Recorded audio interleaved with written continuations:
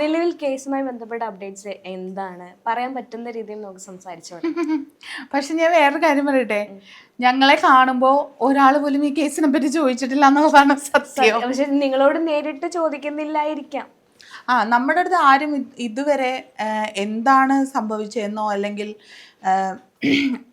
കാര്യം അത് അന്ന് ന്യൂസിൽ വരുമ്പോൾ തന്നെ നമ്മളെ അറിയാവുന്നവർക്ക് കൃത്യമായിട്ട് ബോധ്യം ഉണ്ടായിരുന്നു അത് ഫേക്ക് ആയിട്ടുള്ള ഒരു കേസാണ് എന്നുള്ളത്. അത് പിന്നെന്താ വെച്ചാൽ അപ്പം നമ്മൾ തീരുമാനിച്ചു അതിനെ ഉറപ്പായിട്ടും നിയമപരമായിട്ട് തന്നെ നേരിടും എന്നുള്ളത്.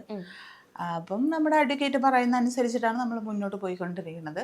പിന്നെ കേസിൻ്റെ അവസ്ഥ എന്ന് പറഞ്ഞാൽ നമുക്കിപ്പം പൂർണ്ണമായിട്ടും പറയാറായിട്ടില്ല. അതിൻ്റെ ഒരു പരിമിതി ഉള്ളത് കൊണ്ട് തന്നെ അതിൻ്റെ ഒരു ദുഃഖം എനിക്കുണ്ട്. അതല്ലെങ്കിൽ അതെ അതെ അവസാന ഘട്ടത്തിലേക്കൊക്കെ ആയിക്കൊണ്ടിരിക്കുകയാണ്.